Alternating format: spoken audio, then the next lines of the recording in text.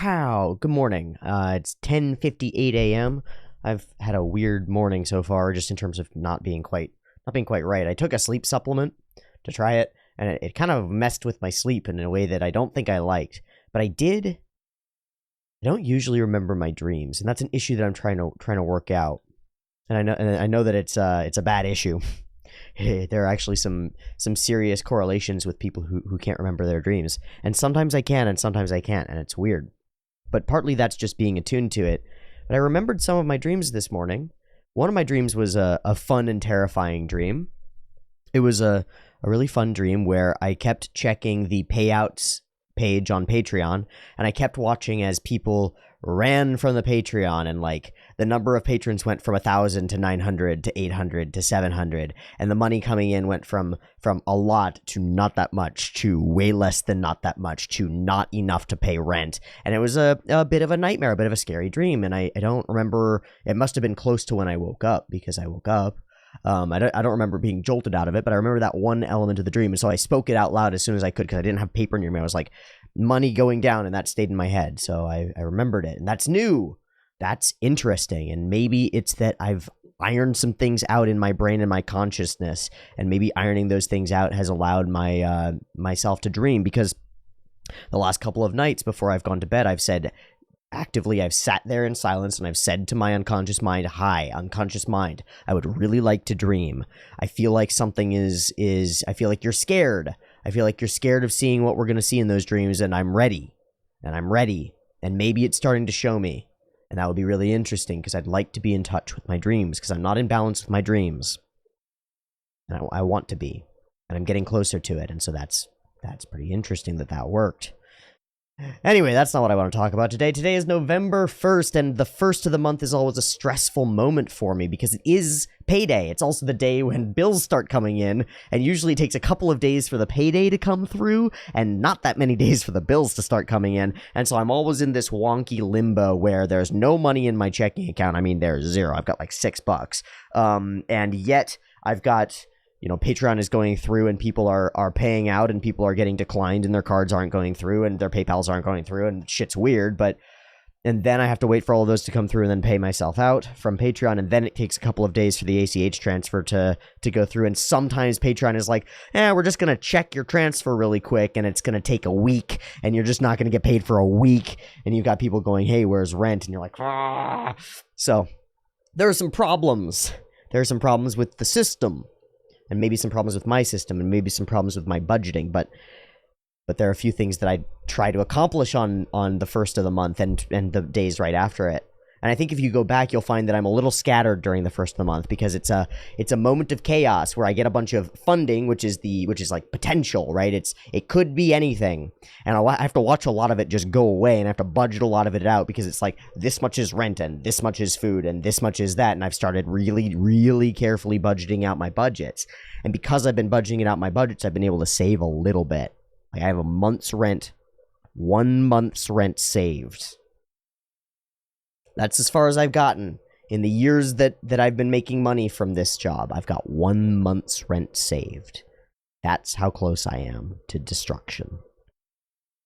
And maybe that's because I've been flippant with some of my funding, and that's my fault, and I'm sorry. Because it's your money, right? It's my audience's money, and I'm sorry. I need to be better with it.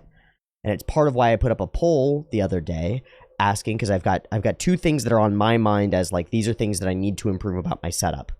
And I don't know if I did the best job of expressing them, because I should have probably expressed that my audio interface is dying, and that it's going to die within the next probably 6 months. My Focusrite Scarlett Solo is going to die within the next 6 months, and I need to buy a new one. But I put up a question: should I invest? I'm going to have a little bit of money coming in this next month, hopefully more than enough to pay for rent and stuff. Should I invest it into my audio technology, or should I invest it into storage space? And it was like 80-20 in terms of voting. Most people said storage space. Shocking to me. I thought audio interface would be the one, but people went, your audio is great, man.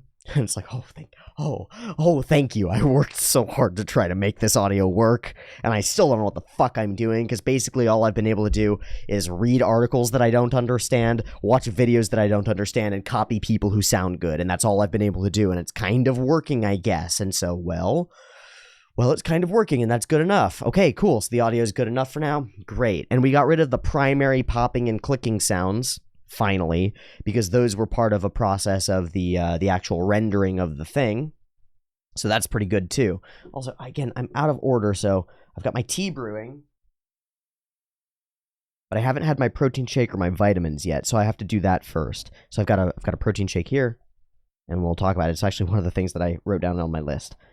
Everything's been peas recently. It was all peas the other day, and then I went and I challenged pisciculturists, which is a thing that's happening, by the way, and it's something we should talk about because it's cool. I'm really excited. I'm really excited. I should make a separate video on it too. Let me grab vitamins.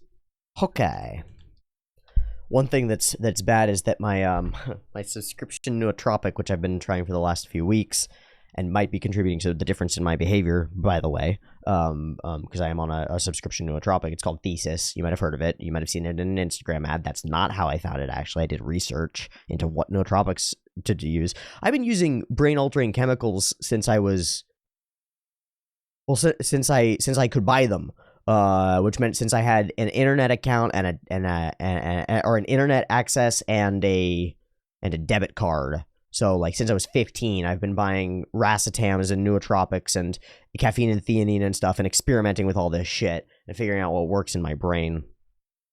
And I've failed a lot of things, and I've fucked my brain up a few times in interesting ways. And so I've got some background in this shit.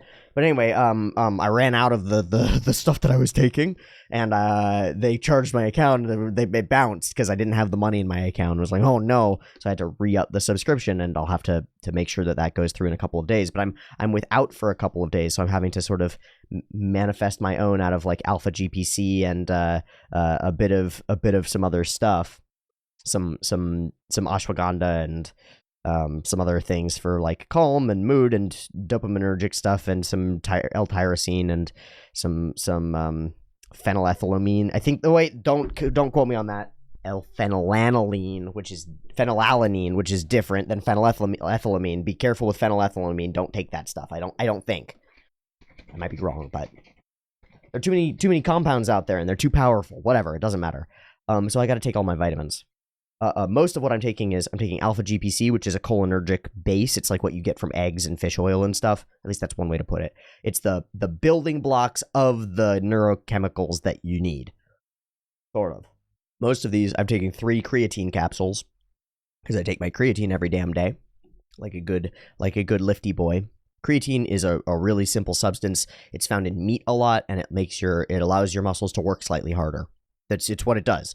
You're not exactly stronger, but you can lift more, and that means you can train harder, and that means you recover faster from your training that you do harder, and that means that you can work harder and get more done when you're lifting and stuff. And so you take this shit every day, and it builds up in your system, and it stays there, and it's dirt cheap, and it makes you a better physical human being.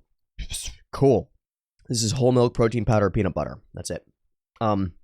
It's thick enough and fatty enough that when I take pills with it, they don't like pop, and it doesn't feel like I've got 10 gallons of powder in my stomach that I just want to puke up. So the milk and stuff like coats my stomach. Works great. I don't know if almond or oat milk or like plant-based milks would do the same thing. I like milk because I'm a milk boy. I've been drinking milk since I was real young. My dad wanted me to be tall, and it didn't work. But I got great bones. I've never broken a bone, and I've got great teeth. I've never had a cavity. Although I'm going to the dentist soon, and I might be wrong about that. But I seriously never had a cavity. And part of that is that I was trained when I was really young to brush my teeth, and part of it is that I've been drinking milk since I was born. Milk is good shit. I think it might kill you. I don't know. So payouts and payday is weird. It's a weird day, man. The first day of the month, it's like everything dies and everything is reborn, and you're back onto a new cycle. It's part of a cycle of stuff. And, my cycle is the weekly cycle, really. And then I'm getting better at the daily cycle. And then there's this big monthly cycle, and then this yearly cycle. And man, when you get that big in terms of your cycles, you start thinking, damn, I don't have that much time. Because you go years and you're like, well, how many check boxes do I have? And it looks like a long list of check boxes, but I've done that enough times that I know it's not that long. It's not that many boxes. So what am I going to do with my time? What am I going to do with the money that I can earn? How am I going to earn as much as I can so that I can do more stuff with my time? I don't know. We're working on it. The other thing that I take daily is a set of multivitamins. Now, multivitamins are kind of a lot. I mean, what I mean is, there's some pretty good evidence to show that taking big multivitamins doesn't do that much for you. Partly because your body's just like, too much shit, just pee it out. And that's noticeable when I take a multivitamin. My pee is dark because there's just too many compounds, and my body's like, no. But,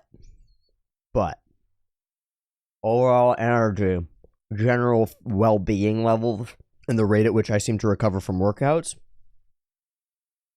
I can't argue with these things. And they changed when I started taking a good like multi-capsule multivitamin. The one thing that this one is missing is a true fish oil supplement or a krill oil supplement, so I'm going to have to buy those separately because it's really good for you. It's just really good for you to have fish or krill. I was actually talking to somebody. Apparently it's really important for young men, young males, like young males to get enough omega-3s because it makes their penis development occur. Like literally their sex organs develop better when they eat fish. I didn't know that. That's cool. I looked it up. I was like, yeah, that seems to be true. I didn't know that. Cool. Feed your kids fish. Eat fish. And I do eat fish occasionally, but not enough, not nearly enough. Same with organ meats and other animal meats and other things like that. I just don't eat enough. But this multi, it's got some microgreens, it's got some salts and some rare earth metals and stuff, and some weird things that you need that you don't get anywhere. And it's from a company called Fresh Start, and they make like 10 different supplement packs, and they're all like 1 month supply, and they go from like $20 to like $50, and they all start with like the same basic stuff. It's like some basic vitamins, some basic minerals, some basic greens, and then they get more complicated and expensive as you get more stuff. And I'm somewhere in the middle in terms of the ones that I buy. I don't need all the shit, I think. But they seem to work for me, and they're way cheaper from what I've seen than what most people are offering for like good quality multivitamins. You know, you buy Animal Pack multivitamins, and they're like $60 a month. You buy On It multivitamins, the Total Human packs, which is a lot of shit, by the way, and has some proprietary nootropic blends, which is why they're so much more expensive. But they're like $120 a month. The Fresh Start ones you can start with like $20 or $30 a month, and that's better. That's better. And so I'd recommend it because I've been using them and I like them. Gotta take all my fucking pills. Wow. And that's on top of eating real whole foods. And that means not fucking burgers and chicken nuggets. And French fries. I mean, real whole foods. Chicken, vegetables, more vegetables, cream and sauce and spices and food. Food, quality corn and quality rice and good meat and good beef and food. It's something that I've been saying. You know, we'll go to the store, and one of my roommates will grab something, and I'll grab the thing right next to them, and I'll go, "This is food. That's not." And they'll go, "What do you mean? They're both food." And I'll go, "Look at the label." And they look at the label and they read through the ingredients. They're like, "Shit, this is plastic." Put it back. They grab the one that's food. I'm like, "Yeah." Like bread. You know, go through the bread aisle and read what's in the bread. Fucking crazy shit's in some of that bread. Some of that bread is like foam plastic. Fucking Wonder Bread? Yeah, it's a wonder. It sure is a wonder. And it is a wonder, you know? It fed the masses in a way that bread did not before. But we're better than that now. So you can go and you can buy some in the freezer aisle of every grocery food store. Now, you might not want these because they're like the extreme stuff is the Ezekiel bread. And the Ezekiel bread is sprouted grain, whole grain bread. Basically, they took whole grains, they let them grow until they're sprouted, which makes them totally different nutritionally. Crazy thing about plants. If you sprout grains, they change completely. And then they mash them up into bread, basically. And it's pretty good shit. But it's also kind of like, you know, fruitcake isn't really cake. Well, Ezekiel bread isn't really like bread. You know what's really like bread? Dave's Killer Bread. I am a big fan of Dave's Killer Bread as a brand. Dave's Killer Bread is good, nutty, seedy, as far as I can tell, whole grain bread without too many preservatives or anything fucked up in it. And when you take a piece of that bread and you look at the inside of the bread, it's a fucking marvel that it holds together with the amount of just seeds and nuts and bits of things that are mixed into that bread. And it tastes like fucking glory. It tastes so good. Bit of that with some like butter on it, or what I do pretty frequently is I'll do two slices of that toasted with one of my meals, 2 slices of that toasted with some olive oil, salt, and pepper. Insane. Just like 400 calories of delicious food. Done. Amazing. They're like 120 calories per slice of bread. That's a lot of calories for bread, by the way, and that's a good thing. Bread is food. It's like we mashed together all the best things that we got, and we put it in an oven, and this came out. And it's like, no, it's food. I used to bake bread pretty frequently. I used to bake whole grain bread. I used to bake pretty frequently. That's something that I should do more. I used to really like making pies. And I still like making pies. I find pies fun.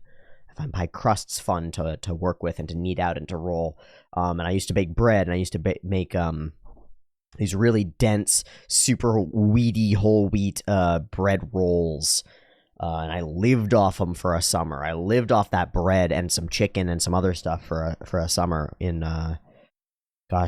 university. It was the same summer that I tattooed my foot.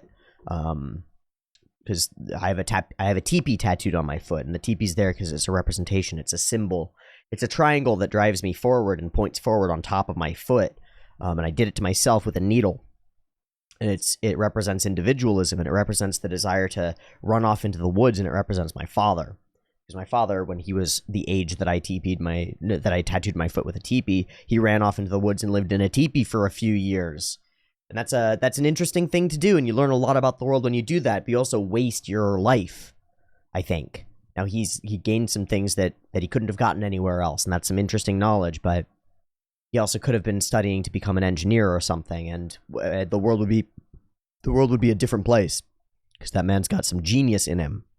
And so the teepee's 1 foot, and I've been looking, a huge part of my search is what goes on the other foot. Because I have this idea that everything's in balance and that there's an opposite to everything, and there's something about like structure and hierarchy and order and society and people and not being alone that goes on the other foot. But it still needs to be the right symbol. It needs to be just right, and because it's going to be permanent, because I'm going to stab myself in the foot a few thousand times to imprint ink into my skin, and it's going to be a part of me forever. I need to have the right symbol. I don't know what it is yet. But it's probably triangular, and it's probably not a damn teepee. I put up this poll about and I'm going to do this more often, I'm going to poll about all sorts of things, about decisions that I want to make. I'm going to outsource and delegate a lot of my decision-making to the audience, and only things that I want the audience to be able to decide on, okay? Like, you got to realize, a lot of people have said to me, like, well, why do you need us to decide this? You know what's best for the channel. It's like, yeah, I know what's best for the channel, sure, but maybe I don't. Because I put up a poll yesterday that I thought would be really interesting. I put up a poll. I was like, I forced a false dichotomy, and it's intentional.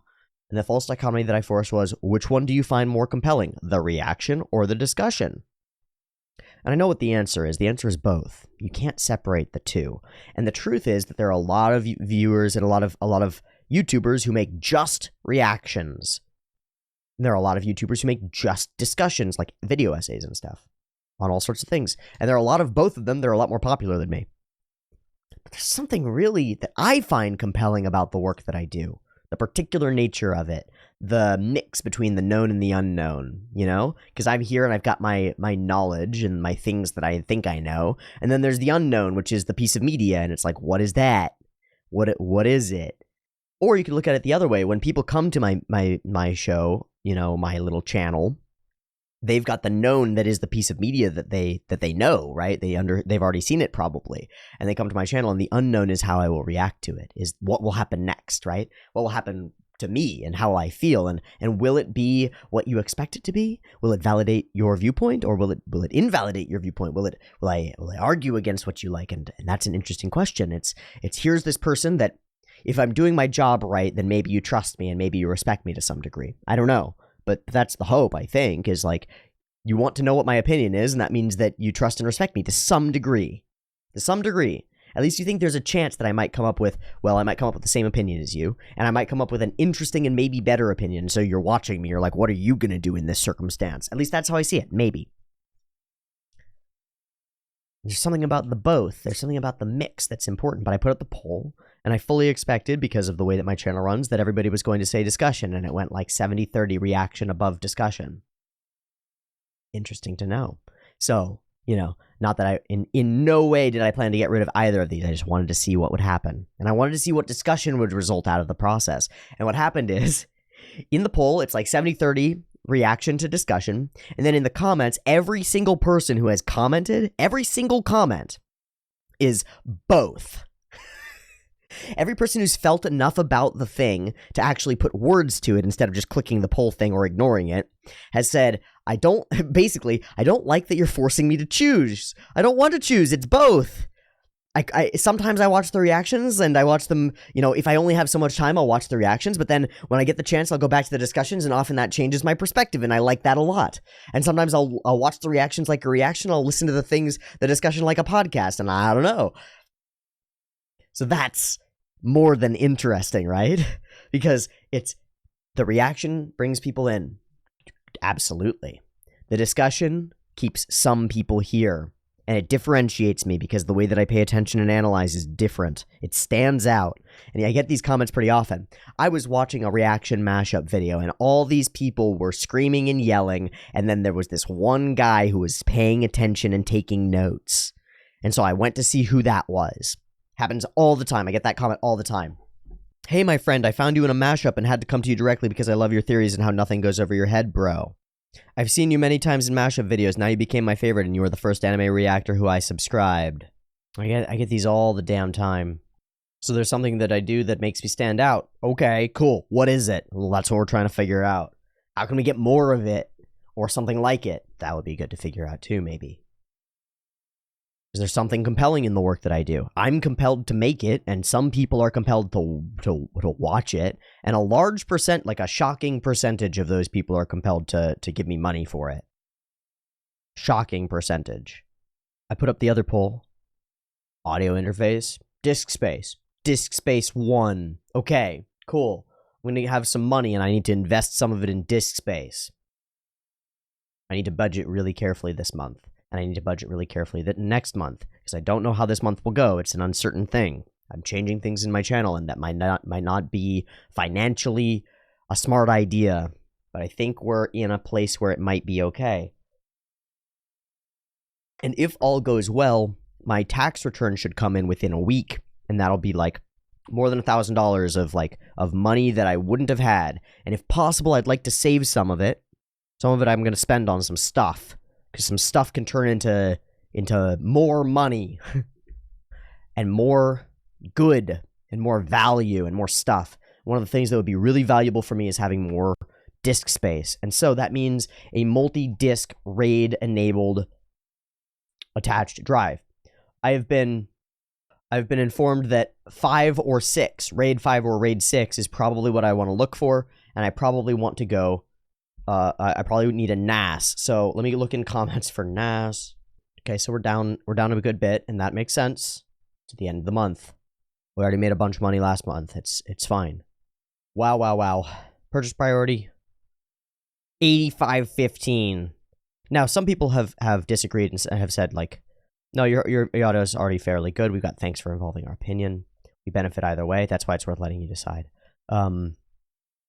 You should go for the audio solution if you have the available funds, so because that's something you'll need to save more for, maybe. It's back and forth, but the majority has voted absolutely. Here we go. As someone who works in IT, I would always go for the data redundancy. I'm not too sure what volume of data you work with, but either a 4, 6, 8 drive NAS would do. 2 drive NASs are fairly limited in function. Yeah, they can't even deal with that. Synology are pretty decent when running in RAID 5 or 6. Depends on how much usable space you want. I would personally recommend 6 over 5, but you'll get less usable space. So that's what I'm going to look into. It's just got an additional parity block and can sustain more drive failures, but it requires a minimum of 4 drives, and your capacity is only 50% use. RAID 5 is only capable of enduring a single drive failure. By far the most commonly used. Okay, I'm going to go for RAID 5 because it seems to be the way to go. The best storage for video editing, because that is the problem. If you have a larger 8-drive RAID, you can consider RAID 6. So I'll have to move to using DaVinci Resolve to creating optimized media, and using the online large files for one thing and the offline files for something else. But also, because I'm using the NAS, it's kind of nearline and far storage and online storage, because it's close enough to me that I can use a direct connection and use it directly attached. Wow, a long-term archive tape drive would be nice, but no. Promise Pegasus R32 range of storage. I'm just looking on Amazon because it's easy for me to browse. Wow, those are expensive. 6 by 4 terabyte drives. Oh, so they already contain drives. Jesus Christ, that's expensive.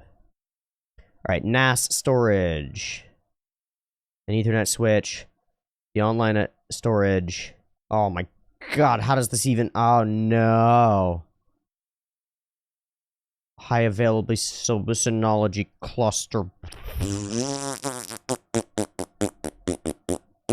Okay, so I do want a NAS, and I want RAID level 5, and I want at least 4 drives. Synology 8 bay. God, $1,000 fucking dollars. Why? That's diskless. That's before drives. See, so I'm gonna have some money, but I don't have that money. Why is it so expensive? That's my question. Why is this actually so expensive? I mean, even the cheapy non-RAID USB 3.0 enclosure is $300. What the fuck? Okay, so what about a 4-bay NAS? Like, let's cut it in half. How about that? Synology 4-bay NAS, diskless. I don't have $400 for a NAS. Okay, so this is the Amazon's Choice one. I'm gonna add to cart. Great. 4 bays, 2 gigabytes DDR4. So there's just a straight direct attached storage with hardware RAID diskless. That's like probably more like what I need, because I don't need the network attachment. Actually, the direct attachment is probably enough. I mean, I could payment plan it, but it's going to cost more. Fuck. Okay, and then what do people buy with these? Western Digital. I do like the WD Reds better than the Seagate Iron Wolves, personally. And I probably need 8 terabyte or 16 terabyte drives, probably. At least that's what I want. 16 terabyte drive times 4 is a 3.5. Yeah, so let's go 16 terabyte because that's the max that I can get. Wow, how much? $300. Okay, now we're talking. About 12 terabytes. Is it $200? Is it way less? What? It's $300. Okay, I'll buy the $300 one. What the fuck? I would need 4 of them.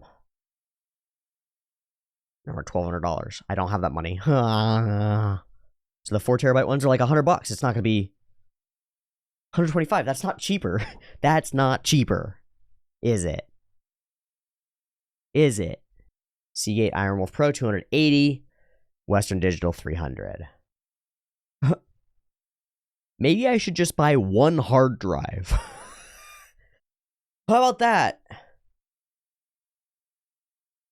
Can I run one of these without a NAS? Yeah. As long as it has an interface such as SATA. They used to use SAS, which was not, but it is SATA. SATA, okay. So I could just buy, how about that? How about that? That sounds like a move. So here's the move. Maybe every month for the next 4 months, I buy 1 hard drive. Because 16 gigabytes of just pure hard drive space, I'm set now. I'd just be done. But it wouldn't be completely safe, and it wouldn't be redundant yet, right? It would be, like, scary. I'd be in chaos still. I'm still in chaos, because stuff isn't safe yet. But at least I could get a start going. Because I could attach that hard drive directly to my computer right now and use it as a base for storing stuff. And I could take all the stuff that's cluttering all my other hard drives, I could just put it there and just be like, okay, my primary SSDs and my primary drives and stuff are cleaned up. And I've dumped all my stuff into storage. And I can move toward getting more of the same drives. Because I know that the Western Digital Red drives are the drives that I want. Or maybe the Seagate Iron Wolves, but I don't like Seagate. I've had so many bad situations with Seagate that I want the WDs, I think. So I'll get the WD, and I'll get 1. Because it's what I can afford. I'm going to buy 1 big hard drive. A NAS-ready hard drive so that I can move toward getting a NAS, because here's what happened. I went, dragon. Which dragon should I fight? And I asked my friends, and my friends being my audience, and my audience said, the storage dragon, because it sucks. And I was like, yeah, that storage dragon sucks. So I went out and I got my sword in my arm and I rode out to the storage dragon's lair, and I was like, fight me, storage dragon. The storage dragon was little and small, and I was like, I can fight this thing. It went, and it's a big dragon that's like more than $1,000, and that's not nothing. That's a lot of money. And so I went, okay, I'll try. And I stabbed it. I was like, yeah, okay, we're going to run away and not get eaten by this dragon. And so we're running away, and it's going behind us. And we're running away, and we're going to go back into the castle, and we're going to train. We're going to train, and we'll come back when we've got $1,000 worth of armor and swords and stuff, and we'll defeat this storage dragon. But while I was in the storage dragon's lair, I saw a little bit of something cool, and I grabbed it. And that's the one drive that I'm going to get. I'm going to get one thing to defeat the storage dragon, then I'm going to use it to forge myself a new sword, okay? The new sword is like more money or something. Fuck. What a weird metaphor. I don't care. God, that's expensive. Of course it is. Computronium and storage space are going to be the most expensive things in our world until we figure out a way to make them less expensive. And then they're still going to be the most expensive things in our world, and that's nuts. But at least we figured it out. So at least we went and we dealt with that dragon.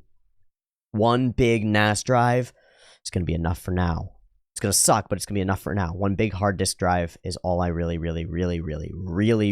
need. And soon we'll get redundancy, and we'll be safer too.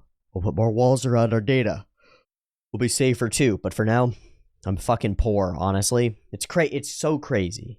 This is the crazy shit, right? People look at my Patreon and they're like, you're making a lot of money. And it's like, yeah, I am. More money than I thought I could ever make doing what I'm doing. Absurd. And it's nowhere near enough. And it's not because... Some of it's because I've been flippant with my money, but I'm not being flippant with my money anymore. And man, it's hard. Man, it's fucking hard. Consumerism is tough. Trying to grow is tough. Because you got to be really careful where you invest your time, because that's habitual. You got to be really careful where you invest your money, because that's habitual too. So some things that I've been investing money in that have been worth investing money in. Well, good tea. Good tea is worth investing money in. I like gyokuro. I like dark shade grown green teas from Japan. That's me. I like good tea. I put it in my body every damn day, so I better like it. I better put the good stuff in me. The hand warmer mugs are a good investment. These teapots, these are from Hario, Hario as the company, and they're cheap as hell. They're like $20, and they're a great investment. I like the ones with the mesh tea strainer. I think they work better than the steel with cutouts in it, and they work way better than the glass strainers. Fuck the glass strainers. Don't buy them. When you search for like glass teapot on Amazon, the top ones that come, or most places, the top ones that come up have the glass strainers. They suck. Don't believe the hype. Unless you've got really like sturdy, big brewy tea leaves, they suck. They don't circulate water effectively. Mesh works better. Use mesh. I don't think it's poison, so... Could be wrong. I could be eating lead, you know, but I think Hario isn't making poison stuff, so do it. Good tea matters. Vitamins seem to matter. Good goddamn food matters. I mean, it matters a lot. I've switched my food delivery service. I use meal prep, and it's really expensive, and it's super worth it for me at this point. If you think I should stop, let me know. Let me know. But it saves me an inordinate amount of time and mental energy in terms of purchasing and dealing with food. And the pricing ends up being lower. Because what I did was I went back through my budget. And when I wasn't purchasing the meal prep, I was purchasing out. I was eating out or getting delivery more frequently. And it's so much more expensive to do that. And I calced it out, and I was actually spending as much as I would be spending on meal prep for less food and less quality food. And I was like, well, that's easy. Done. But I was on Factor meals for a long time, and I've switched, and the new ones will be here today, and we'll see what they're at, or what they're like. I switched to Sunbasket, and it costs me about the same amount for this first week, at least. And apparently all their packaging is non-plastic, so that's part of why I switched. And also their food looks really high quality, so that's part of why I switched, because Factor's meals have been going down in quality. They're still fine, but they're going down in quality and their price is going up because, well, inflation is occurring and the value of money is going down and the value of food and stuff is going up and gas costs more, and so transportation costs more, and so moving food from place to place costs more, and salaries have to go up because people cost more, because work costs more, so the cost of food has to go up, and all these things are fair and reasonable, but the quality of the food is going down, and the differing options are becoming more similar, and I've watched it happen over the past couple months, and I was like, I gotta jump ship because this company is getting too big for its britches, and that's what's happened with Factor, I think. I think they've become like Amazon, where they're too big, and they branded themselves the Amazon of food delivery, and what an irony. What an irony to do something like that, because that's true, and maybe you want to be that, and maybe you don't want to be that. Maybe you don't want to be that. So I switched to something called Sunbasket, and we'll see how it is, and I'll get my food today, and we'll see. But it cost me about the same, and it costs a lot, and it's really worth it, I think, because the quality of the food that I put into my body changes my life, fully changes my existence. So the same thing might be true to you. So what am I spending money on? Well, food and tea. And I'm continuously spending money on services, which is to say that I'm paying a significant premium for Pixel Drain, so that continues working, and I'm paying a significant premium for WeTransfer, so that continues working, and I'm paying a significant premium for Mega, so that continues working. I'm paying for those things, and then I'm paying for my space that I live in, which is too expensive because I live in a place where humans shouldn't live, basically. I live in Southern California, and it's too dry and hot here, and I need to move north somewhere, maybe to Canada, maybe to Wyoming. I don't know, but I need somewhere with fast internet and cooler weather and more water and lower prices.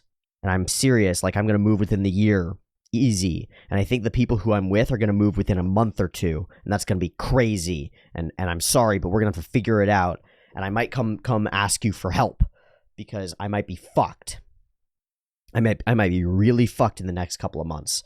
And so part of the thing is, like, I'm in a state of chaos, and I need to make sure that everything is stable, because if there's no stable future, then there's no stable future, and I won't know where my food is coming from, and then I'll be fucked. So we have to be careful. And it's this balance between paying enough for the things that matter, genuinely matter, like enough good food, enough good tea, services, internet access, paying for these things, and saving enough money for the future. So it's like, well, I need data redundancy, but maybe I need rent redundancy more, and maybe I need food redundancy more. So maybe I won't buy a $1,000 NAS this month, and maybe I'll spend like $300 on data stuff this month, and that's it. And maybe that's reasonable. Scary shit that we're dealing with here, you know? I am not a financially stable individual, despite everything, and that's very scary. So I need to move somewhere where rent doesn't take as much of my income as it takes, where things are a little less crazy, a little less fucked up. And then there's something else, which is that, well,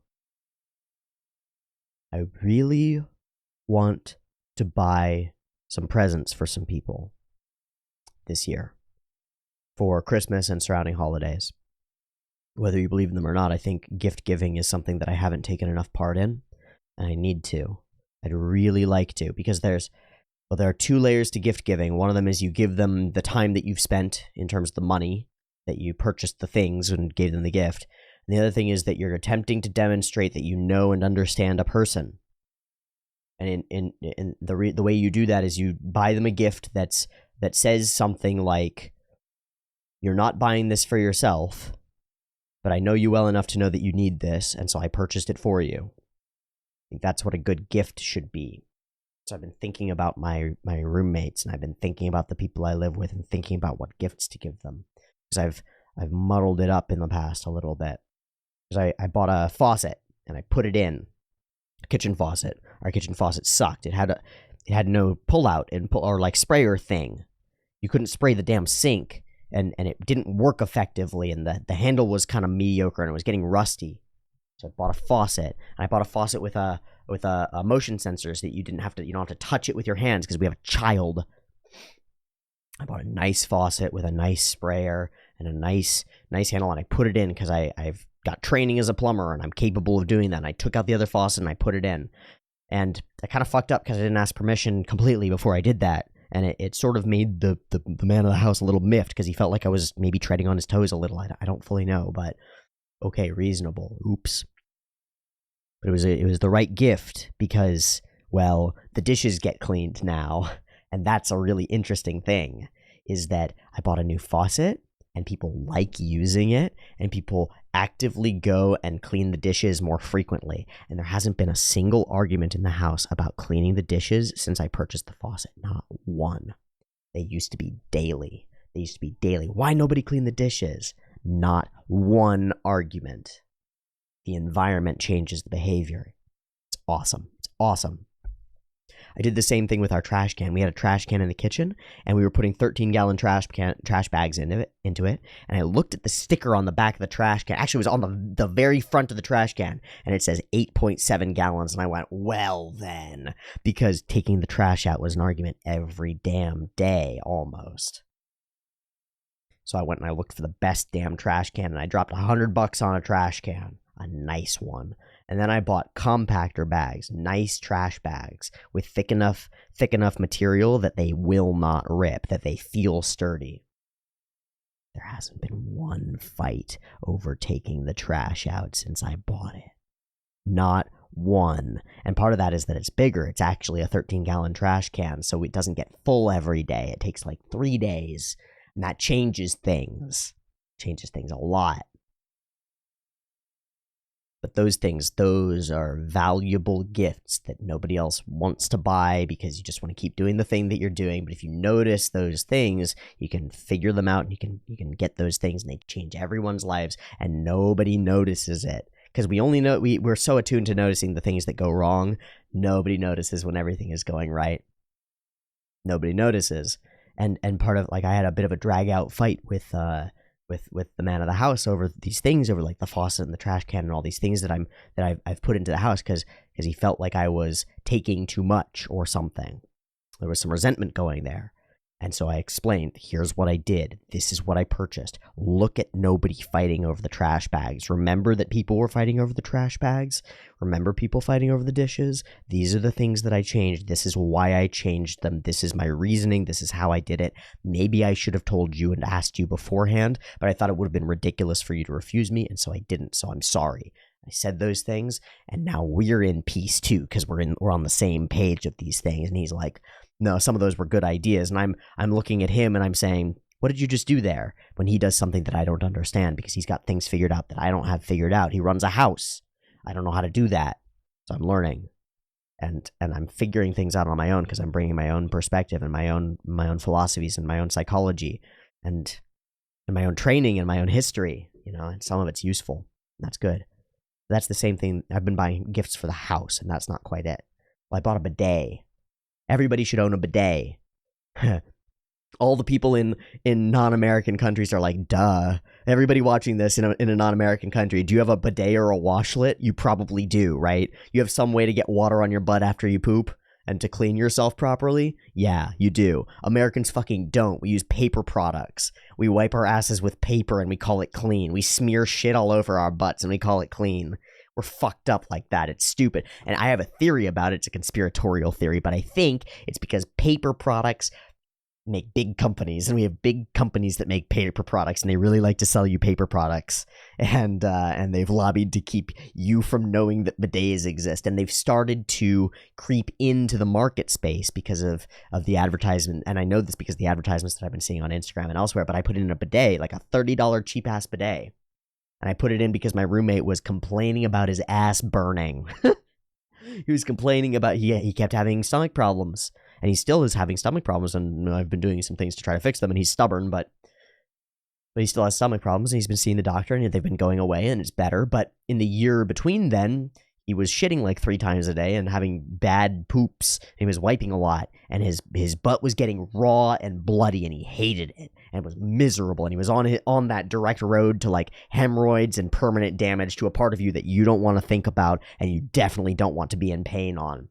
So I bought a bidet and I put it in, and it cost me $30 and like half an hour of time.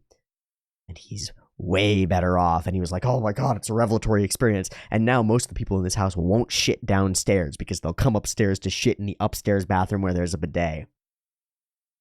So that's something that I think that I might purchase, is a bidet for every toilet in this house. That might be a worthwhile gift.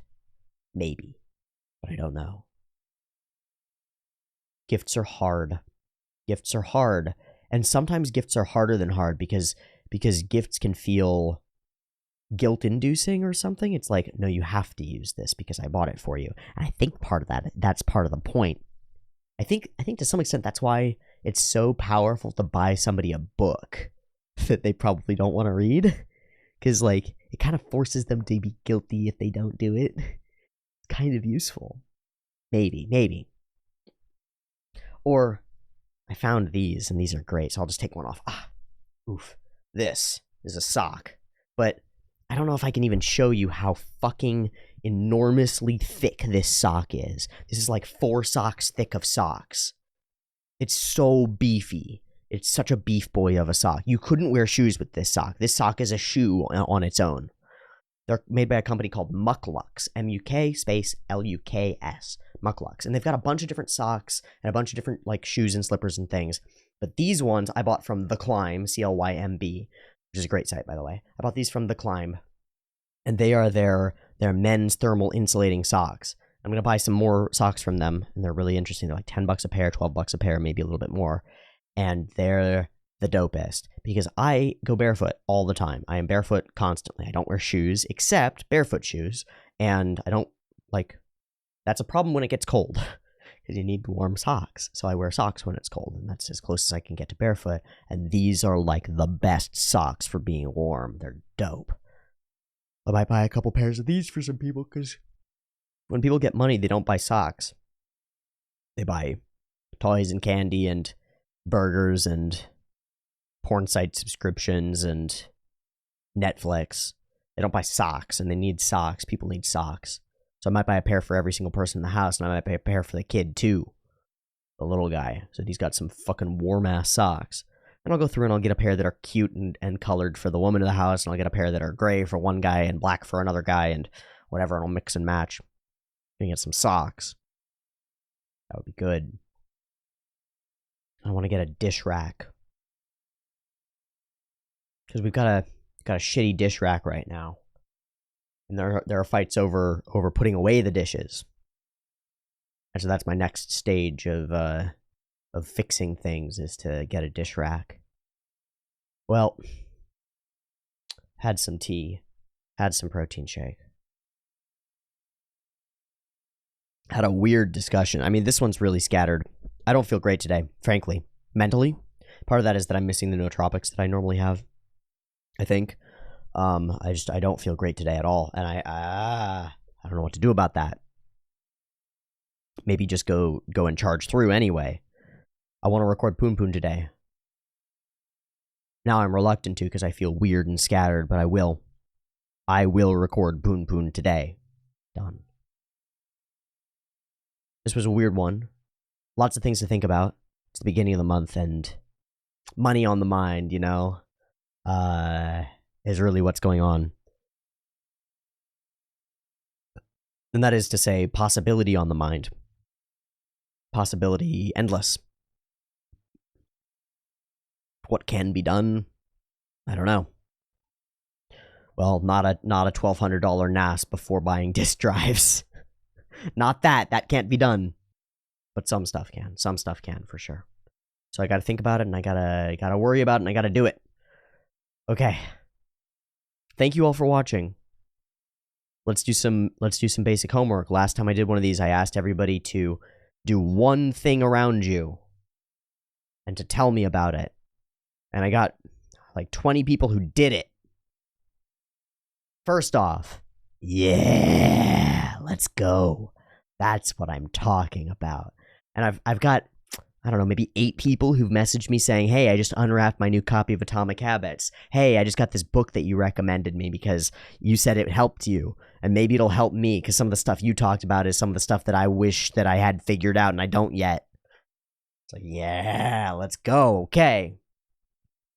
Now, I don't know if championing that book is the best thing that I could do, but it seems like it. That book is pretty crucial to me. Getting some more eyes on it might be pretty crucial to you guys, you know? That might be fucking awesome. It's really humbling. It's really humbling. These last few days and weeks have been really humbling. And I don't mean humiliating, though they've been that too. I've put myself out and up for criticism and humiliation, and there have been some humiliating moments. Sometimes admitting you're wrong about stuff is really hard.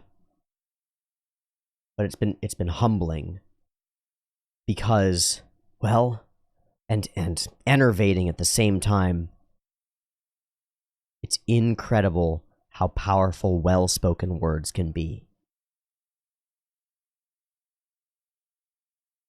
It's one of those things where I really don't know how much power I could wield if I learned to speak more effectively.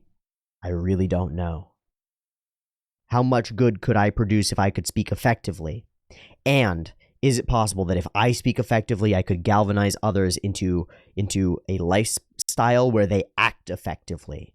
And acting effectively and speaking effectively are kind of the same thing. So then they start speaking effectively about the actions that they've acted effectively, and their effective speech ripples out to all the people that they know. That could be something. You know, we might start with 8 people reading Atomic Habits, and what if half of them, what if 4 of them get their lives in order and create some real manifested good change? They go from sitting in the rooms doing nothing, which is not what I'm saying that you're doing, but imagine, right? Sitting in the rooms doing nothing to contributing to the world in an effective way and affecting the people around them so that they move in that direction too. They get magnetically aligned toward truth and start pulling other people in their wake. That seems good. How many could those 4 affect? I don't know. How many could I continue to affect if this keeps working? I don't know. And how much could I affect them? I don't know, because I've only just started changing myself, and it seems like it's endless. So how much could you change? I guess it depends on how bad you are, how bad you got it. Because we've got stories where the worst person, the worst, makes the biggest changes. So maybe if you feel like you're the worst person, you're the person who needs most to change a little bit, and maybe you have the most room to grow exponentially, and maybe you'll transcend and get past all of us. Aim for the stars. And then fucking go! Thanks for watching. I'll see you tomorrow. Peace. And I mean it.